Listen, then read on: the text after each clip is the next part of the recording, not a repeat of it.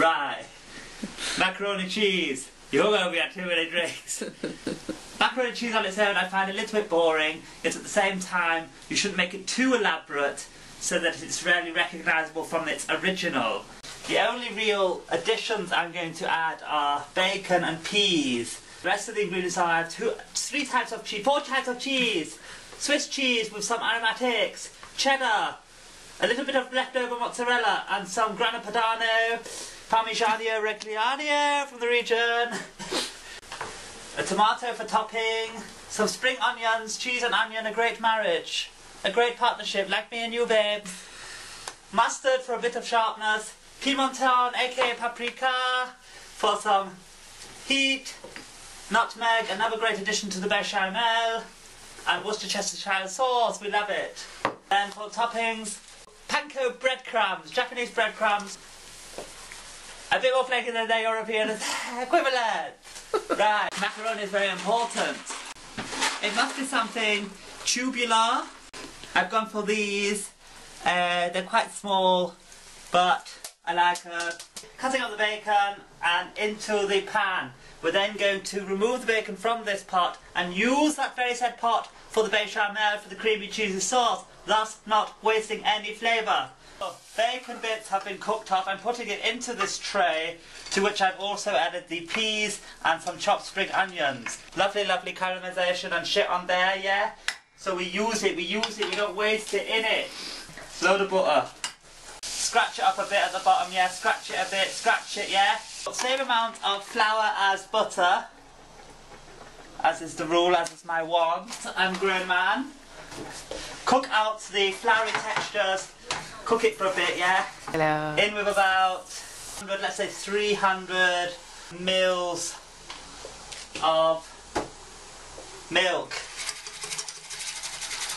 Adding some nutmeg, not too much, it's very powerful. And some pimenton, aka paprika. Pepper. Seasoning later, yeah? Seasoning later, season to taste. Wait until you've added the cheese before you start speculating on salt content.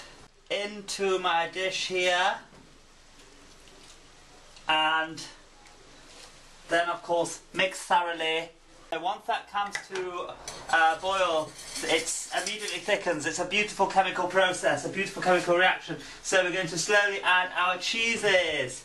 We're starting with some cheddar, some of this beautiful Swiss mountainous cheese, and some of this mozzarella.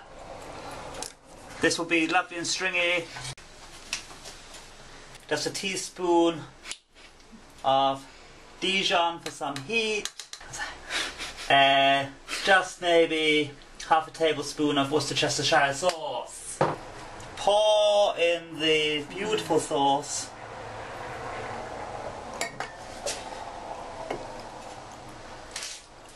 Waste not, want not, I was raised by a post-war child.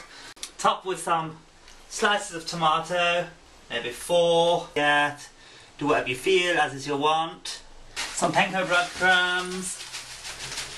Parmesan in the separate bowl, so that this beautifully mixed.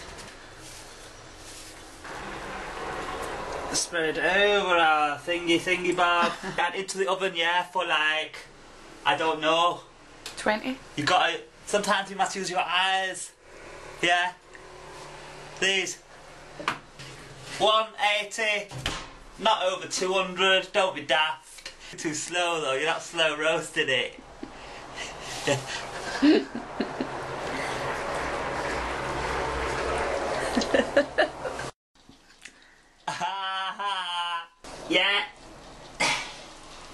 Look at that, yo.